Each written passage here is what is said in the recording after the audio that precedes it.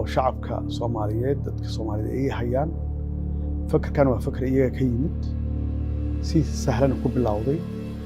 kadibna dasaan ku sheegay wax weyn noqday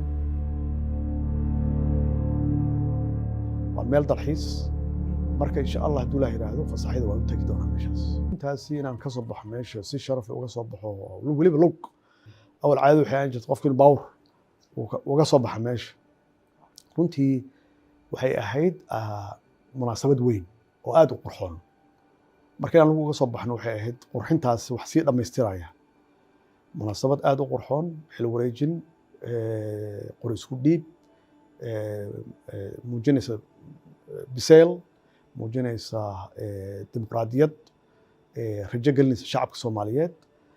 caalamkana fikradaha khaladka naga qabaan tusaysa in Soomaali intay doorasho qabsato si sharaf leh oo wanaagsan xilka isku wareejiso madaxweynahana isaga soo baxo meesha soo lugeenaya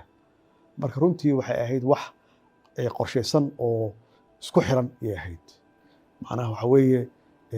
barnaamijku soo u dhacay xafladda soo u dhamaatay iyo sidaan meesha uga soo baxay waxay muujinaysaa waxa weeye aniga xilligay waa dhamaaday waa ka soo baxay madaxweyne cusub galay meesha hawshiisana halkaas uga bilaabatay I'm very honored waa sharaf weyn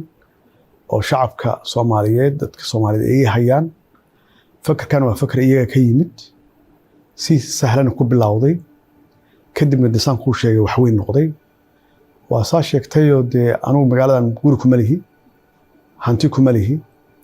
marka inay xilqaamaan oo yiraahdaan madaxweynihiina bacdama uu si hufan u soo shaqeeyay oo musuqmaasuq ka fogaa amaanada ilaaliyay si sax ah oo wanaagsan idinku shaqeeyay ku abaal mariyo guri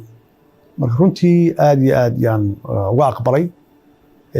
waxayna igu tahay runtii wax qalbigaygan ka go'aynin xaqiiqatan maxaa yeelay saa sheegtay ma maqal aniga madaxweyne intuu xil ka degay shacabkiisu u kacay usan waxba weydiisan codsin u soo jeedin iyagu u garteen oo aruuriyeen marka runtii waa taariikh cusub oo wanaagsan oo qofkii ummadda u shaqeeya in lagu abaal mariyo tan oo kale runtii waa wax aad iyo aad u wanaagsan waana soo dhaweeyay aad baan soo dhaweeyay hal arrin waa jirtaayo ummadda Soomaaliyeed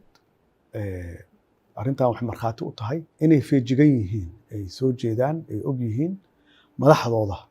habdhaqanka madaxdooda ay afar indhood iyo ka badan bay ku hayaan indho badan ay ku hayaan iraahdee ay ku hayaan waxay keeni kartaa arrintan in madax badan ay ugu daydaan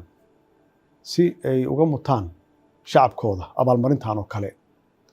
marka waa runta qayb weyn ay ka tahay waana cashar